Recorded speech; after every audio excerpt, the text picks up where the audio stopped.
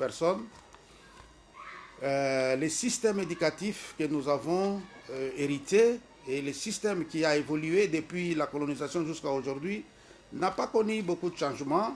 C'est un système qui est resté figé, c'est un système qui est resté paternaliste, c'est un système qui est resté rigide, hein, en dépit de la dynamique mondiale, en dépit des évolutions multiples, mais nous constatons que le système, lui, est resté intact.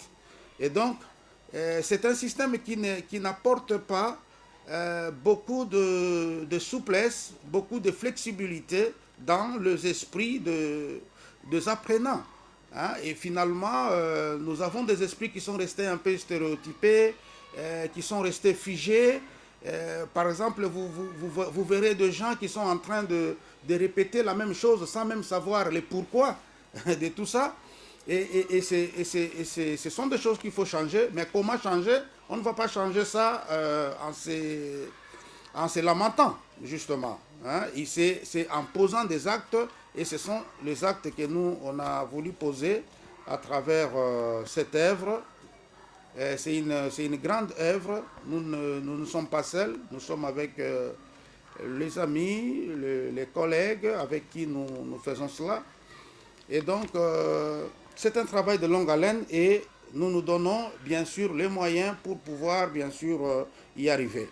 Et nous organisons bien sûr tous les cycles hein, pour ne pas échapper à une section. Comme vous le savez, avant qu'on arrive à toucher le côté études supérieures, nous avons pensé commencer d'abord par les plus bas. C'est comme ça que nous avons la crèche chez nous.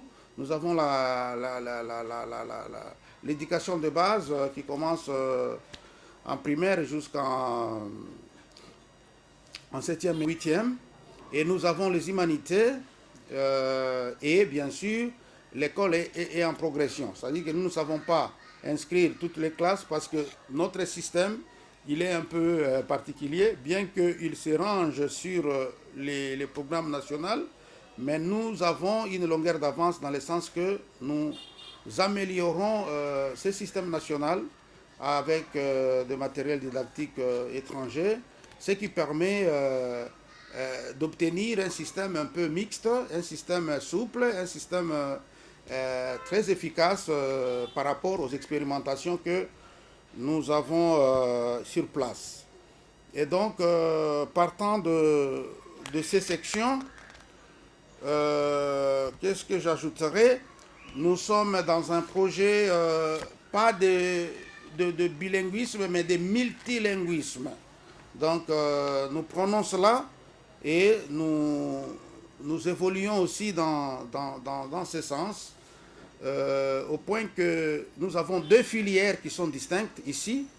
Nous avons la filière francophone pure. Mes amis, nous avons écrit combien ici? Quel nombre ici? Qui va lire le nombre ici? Les amis, ça c'est la lettre NS. Non. C'est la lettre NS. Oui. On a pris pour vous.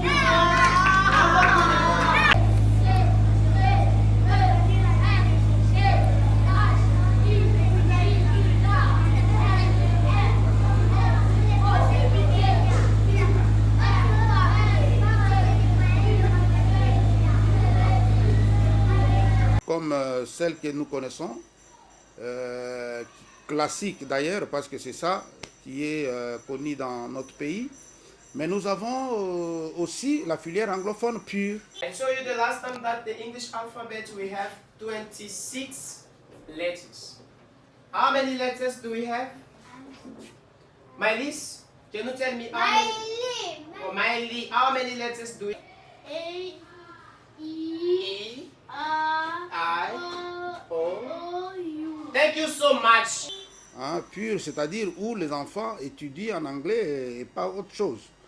Et donc, ces deux filières-là sont juxtaposées dans le sens que ça occupe le même bâtiment et où les enfants ont les mêmes activités de socialisation.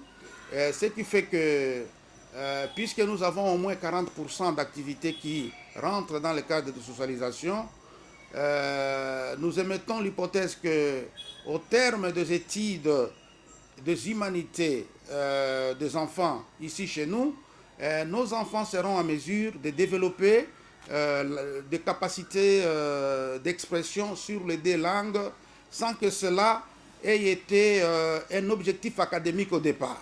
Et ça, ce sont des choses que nous voulons expérimenter. Et donc voilà un peu notre bilinguisme. C'est un bilinguisme naturel. Ce n'est pas un bilinguisme académique comme nous voyons dans d'autres écoles où on essaye d'enseigner les deux langues à la fois dans une même section.